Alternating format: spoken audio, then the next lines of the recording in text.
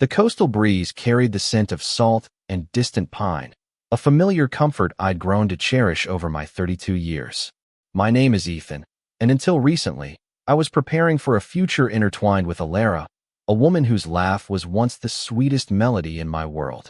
We'd shared 4 beautiful years, a journey that led us to a year-long engagement, a promise whispered against the backdrop of crashing waves and golden sunsets. Our wedding, just 6 weeks away, was more than an event. It was the culmination of dreams, meticulously planned down to the smallest detail. The charming cliffside manor was booked, the catering finalized, and invitations, adorned with delicate seashells, had fluttered into the hands of our loved ones. We'd invested roughly $56,000, a sum divided equally between us, a testament to our shared commitment. Then came Tuesday, the day the melody changed. Alara sat me down, her expression solemn, a prelude to words that would unravel our carefully woven tapestry. "Lysander needs to be my man of honor," she announced, her voice soft yet unyielding. Lysander, her former flame from our university days, the man she'd dated for 3 years before our paths converged, the ever-present best friend who graced every birthday, every holiday, every casual Tuesday evening when she sought solace or a listening ear. The familiar unease stirred within me, a subtle dissonance in the otherwise harmonious rhythm of our life. "Your ex-boyfriend?" I asked, my voice measured, the words tasting foreign on my tongue. "You wish for your ex-boyfriend to stand beside you on our wedding day. He's my dearest friend, Ethan. You understand this. We've navigated so much together. Everything, I thought, including a 3-year relationship that ended when he betrayed her trust with her roommate." She brushed it off with a dismissive wave, as if 7 years had truly erased the sting of that history. "That was years ago, Ethan. We've both evolved. He's changed, and he's been a pillar of support through so much." I leaned back, drawing a slow, calming breath. "Alara, I've been patient regarding Lysander. I've accepted your friendship, even when it stirred discomfort within me. But for him to stand beside you at our wedding, that feels like a boundary crossed, a different kind of closeness altogether." Her gaze hardened, reflecting a resolve I hadn't seen before. "This is not open for discussion, Ethan. Either Lysander stands as my man of honor, or there will be no wedding." The silence that followed was deafening, stretching between us like an unbridgeable chasm. She was serious. In the face of 4 years, of shared laughter and whispered vows, of painstaking plans and significant investments, she was willing to sacrifice it all for this. "Your choice," I said, my voice barely a whisper, yet firm. She blinked, surprised. "What?" "You heard me," I repeated, my gaze unwavering. "Lysander is man of honor, or no wedding. You decide." "I've already told you my decision," she retorted, her voice rising. "Then no wedding it is," I stated, standing slowly. I felt a quiet resolve settling over me, a peace born of recognizing a profound truth. "Ethan, wait," she cried, a note of desperation in her voice. "You're being absurd. You're truly going to cancel our wedding over this." "I am not canceling anything, Alara. You just did. You said, no Lysander, no wedding. I said no to Lysander. Therefore, according to your own ultimatum, we are at an end." I walked away, my steps deliberate, heading towards my study. The quiet click of the door closing behind me felt like a period at the end of a long, unwritten sentence. I knew what I had to do. The curious thing about ultimatums, I've learned, is that those who issue them rarely anticipate their acceptance. That night, Alara's calls, 12 in total, went unanswered. My focus was elsewhere, on the quiet, methodical process of dismantling what we had built. First, the cliffside manor. Its historic charm now felt tinged with a melancholic regret. The coordinator, a kind woman named Margaret, was remarkably understanding when I explained the situation with a calm, steady voice. Given that we were just outside the 30-day window, they could refund 60% of our deposit. It wasn't ideal, but it was something. Next, the caterer, Ocean's Bounty Cuisine. A similar arrangement of 50% refund. The photographer, a gentle artist named Clara, was gracious and offered a full refund minus a small administrative fee. The bespoke folk band, the Saltwater Serenade, had a strict no-refund policy, but offered to honor the booking for a future date, a small gesture I appreciated nonetheless. By 2 in the morning, every vendor had been contacted, every cancellation initiated. Then came the hardest part, our guests. I drafted an email, each word carefully chosen to convey a sense of gentle sorrow rather than bitterness. Dear friends and family, due to irreconcilable differences that have recently surfaced, Alara and I have made the difficult decision to cancel our upcoming wedding. We sincerely apologize for any inconvenience this may cause. If you have already made travel arrangements, please reach out to me directly, and I will do my utmost to assist with any non-refundable costs. Thank you for your understanding during this time. Warmly, Ethan. I sent it to all 150 souls on our guest list, a digital farewell to a future that would not be. Then, I calculated the financial cost of this unraveling. Total spent, $56,000 my contribution, $28,000 recoverable funds, $17,000 my personal loss, $11,000 I meticulously gathered every cancellation confirmation, every refund receipt, every digital trace of the life we had planned. The next morning, Alara appeared at my apartment. I had anticipated her arrival, and though she possessed a key, I had, with a heavy heart, engaged the door chain. Ethan, what have you done? She exclaimed, her voice strained. I've canceled the wedding, as we agreed. I replied, my voice calm, even to my own ears. My cousins are calling, my mother is distraught. You told everyone we're not getting married. We're not. You made that clear, Alara. No Lysander, no wedding, remember? I didn't mean. I was merely trying to make you comprehend its significance to me. And I understood perfectly. You prioritized your ex being a part of our wedding over the actual marriage itself. Message received. You're distorting everything. Lysander is merely a friend. A friend you'd cancel our wedding over, apparently. Tears began to stream down her face. Not the graceful, silent tears, but the raw, unkempt kind that spoke of genuine distress. Please, Ethan, we can discuss this. Perhaps Lysander doesn't need to be man of honor. Maybe just a regular groomsman. Oh, so now it's negotiable. I mused, a quiet sigh escaping me. Interesting. Just 24 hours ago, it was your hill to die on. I was emotional. You know how I become. Yes, I do. You issue ultimatums, expecting me to yield. Not this time. So that's it. For years, simply erased. I retrieved my phone, displaying the spreadsheet I had created. Here is the summary of our shared losses. Your half of the cancellation fees amounts to $11,000. I will require that within 30 days. Her sorrow swiftly transmuted into fury. You want me to pay you? We both incurred losses. I am not absorbing your half simply because you decided your ex was more important than our marriage. This is outrageous. I am not paying you anything. Then I will pursue this in small claims court. I possess all receipts, cancellation confirmations, and approximately 15 text messages where you acknowledge our equal division of wedding expenses. She stared at me, her eyes wide, as if seeing a stranger. You're serious? Dead serious, Alara. You made your choice. These are the consequences. She departed, the door slamming shut with a reverberating thud that rattled the door chain, a sound that echoed the rattling of my own composure. The escalation of entitlement, as I came to call it, was swift and rather spectacular. First, Alara's mother, a woman named Beatrice, called. I had genuinely liked Beatrice before this, found her to be a voice of reason. Not anymore. Ethan, darling, she began, her voice sugary sweet. Alara has explained everything. This is all a dreadful misunderstanding. No misunderstanding, Beatrice. Alara stated Lysander had to be her man of honor, or there would be no wedding. I chose no wedding. But you know how girls are about their weddings. She simply desires her best friend to be there. Her best friend who she once shared a bed with. I calmly interjected. That is ancient history. You are being insecure and controlling. Ah, there it was. The narrative had been meticulously crafted. I was the domineering partner, incapable of accepting his fiancée's male friendships. Beatrice, she issued an ultimatum. I accepted it. End of story. You are destroying her. She has been weeping for days. Fix this. She can fix it herself by settling her half of the cancellation fees. Beatrice hung up abruptly, a sharp click that punctuated our strained conversation. Then came the digital assault.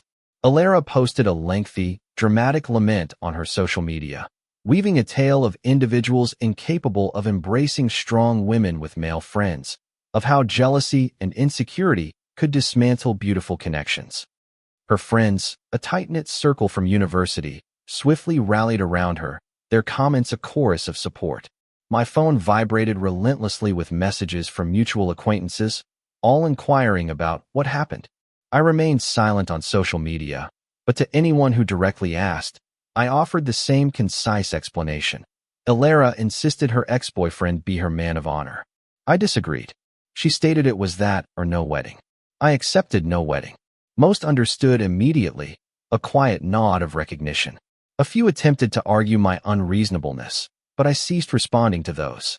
But then, an unexpected development. Lysander reached out, not with a call or a text, but by appearing at my architectural firm, Horizon Designs.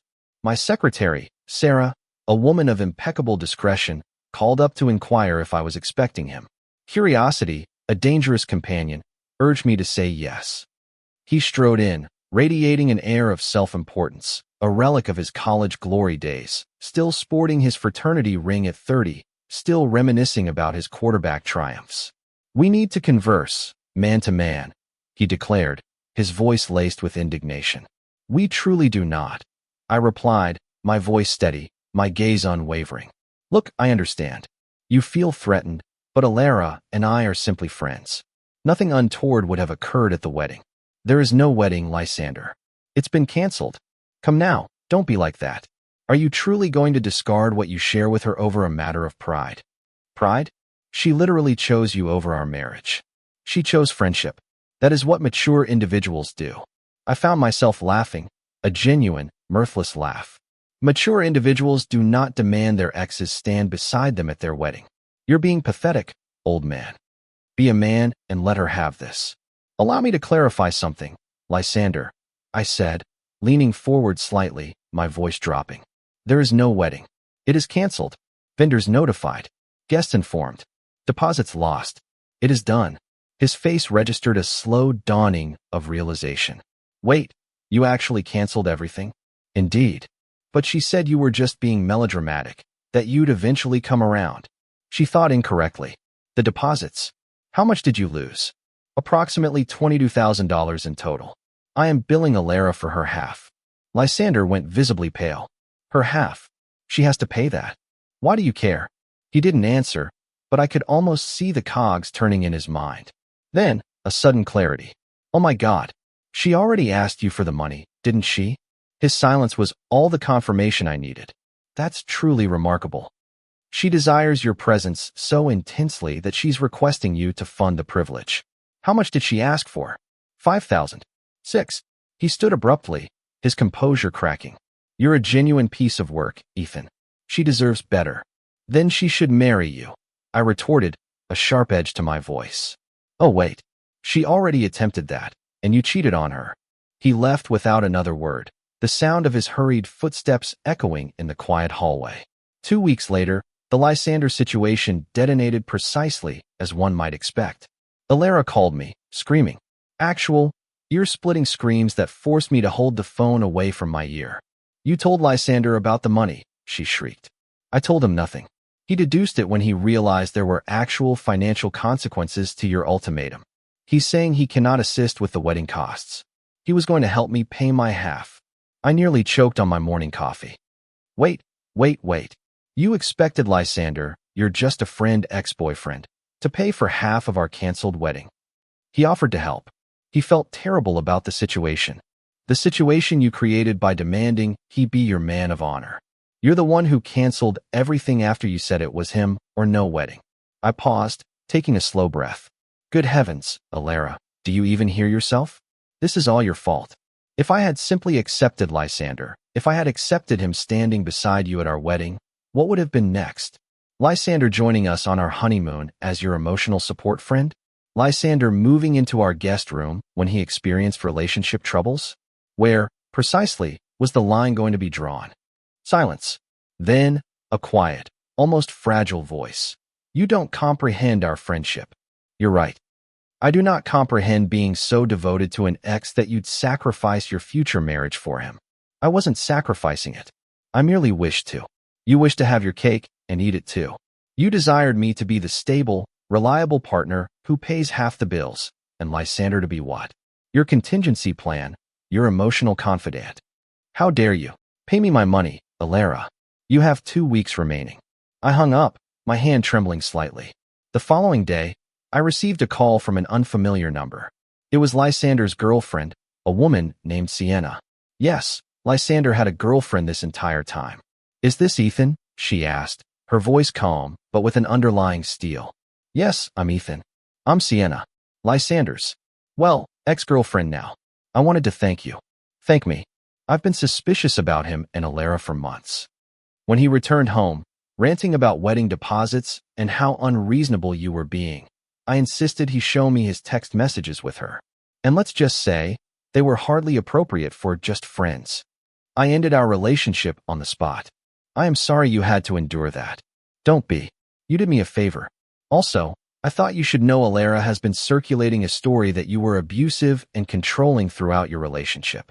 Lysander has been corroborating her narrative, stating you isolated her from her friends. Of course she has. I'm happy to set the record straight if you require it. I possess screenshots of their texts. Nothing explicitly sexual, but definitely within the realm of an emotional affair. I appreciate that, Sienna, but I am content. Let them spin whatever tales they wish. Those who truly matter know the truth. Sienna chuckled, a dry, knowing sound. You're handling this far better than I would. I'm simply weary. For years of competing with her ex-boyfriend was more than enough. For what it's worth, Ethan, you dodged a considerable bullet. Any woman who clings to her ex with such intensity has unresolved issues. 3 weeks later, Alara's final manipulative attempt manifested through her father, a quiet, gentle man named Robert. Robert and I had always shared a comfortable camaraderie. We'd often watched football games together, and he'd even helped me with a few car repairs. He was, in essence, a solid, dependable man. So, when he called, I answered. Ethan, could we perhaps share a quiet drink? I simply wished to converse. We met at a cozy pub downtown, its ambient lighting and hushed conversations providing a sense of privacy. Robert looked tired, a weariness etched around his kind eyes. I am not here to sway your decision, he began, his voice soft. I merely seek to comprehend what transpired. I recounted the entire saga, the ultimatum, Lysander as man of honor, the agonizing cancellation, the financial repercussions. He listened intently, ordering another ale, his gaze fixed on the condensation forming on his glass. She inherits this from her mother, he finally said, his voice tinged with regret. The ultimatums, the dramatics. Beatrice employed the same tactics with me for years. Truly, I asked surprised. Oh yes. Either we acquire the house I desire, or I am returning to my mother's. Either your brother ceases to attend Thanksgiving, or I am not preparing the meal. Always something. How did you manage it? Poorly. I capitulated every time. Enabled it. And now, observe, Alara believes that is the operational framework of relationships. We sat in comfortable silence for a moment, the quiet hum of the pub a balm to my frayed nerves. The Lysander situation, Robert continued, breaking the quiet. I never approved of it. I informed both Beatrice and Alara that it was inappropriate. I was overruled. You were aware of him being man of honor? I discovered last month. I told Alara it was a poor idea. She asserted you were content with it. She lied. Yes, I discerned that when you canceled everything. He reached into his wallet, pulling out a crisp checkbook. How much does she owe you? Robert, no. How much? $11,000. He wrote a check on the spot, his hand steady. That is between you and her. I protested, attempting to decline the gesture. No, it is between me and her now. She can reimburse me or not. Frankly, I am weary of rectifying her missteps. But this one rests on my shoulders for failing to instill better discernment in her. This feels wrong. Take the money, Ethan. Consider it an apology from the family for squandering 4 years of your life. I took the check, the paper a tangible representation of a painful lesson. For what it's worth, Robert said as we prepared to depart, his gaze meeting mine. I believe this would have been beneficial for her. Perhaps this will serve as the necessary wake-up call. Perhaps. But deep within me, a seed of doubt remained. The wedding date arrived and passed, an unceremonious whisper in the grand scheme of things. I spent the day fishing with my brother, Gareth, on the tranquil waters of the bay. It was a peaceful day, devoid of drama, simply perfect. Alara made one final, desperate plea the night before what would have been our wedding. She appeared at my doorstep at 11 o'clock, clad in the elegant black dress I had gifted her for her birthday, the one she knew I admired. I did not remove the door chain. Tomorrow was meant to be our day, she said softly, her voice thick with emotion. Yes, well, I made a mistake. Several, in fact. Lysander and I are no longer even friends. Sienna instructed him to choose between us.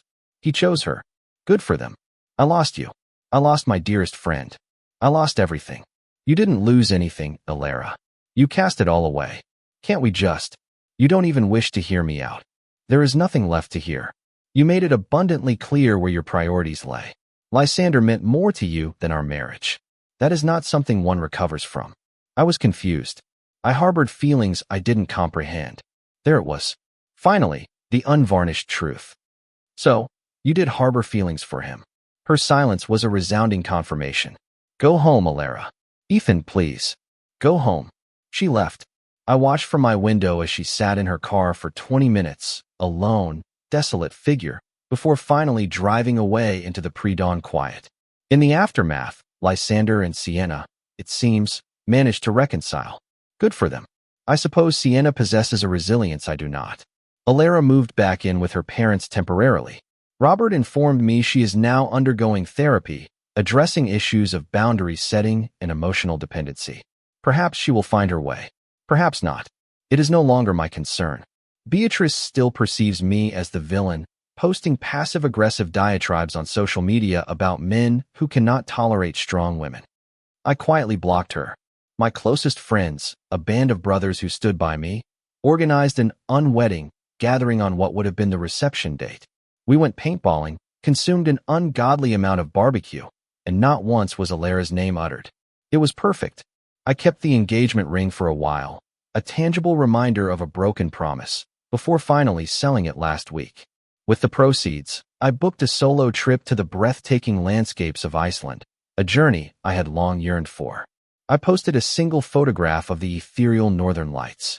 Alara viewed my Instagram story within minutes, a ghost in the digital ether, still checking up on me. People occasionally inquire if I harbor any regrets, if I should have simply allowed Lysander to be a part of the wedding party to maintain the peace. My answer remains an unequivocal no. The moment she issued that ultimatum, she unveiled her true self.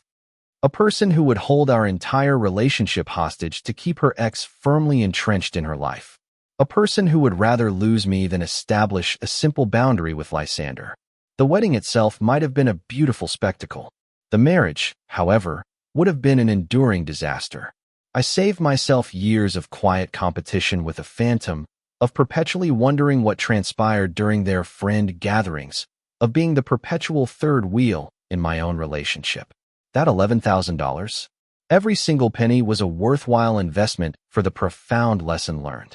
When someone reveals their true priorities, believe them without hesitation. And when they issue an ultimatum, convinced you will yield, call their bluff and walk away, your dignity and your self-respect firmly intact.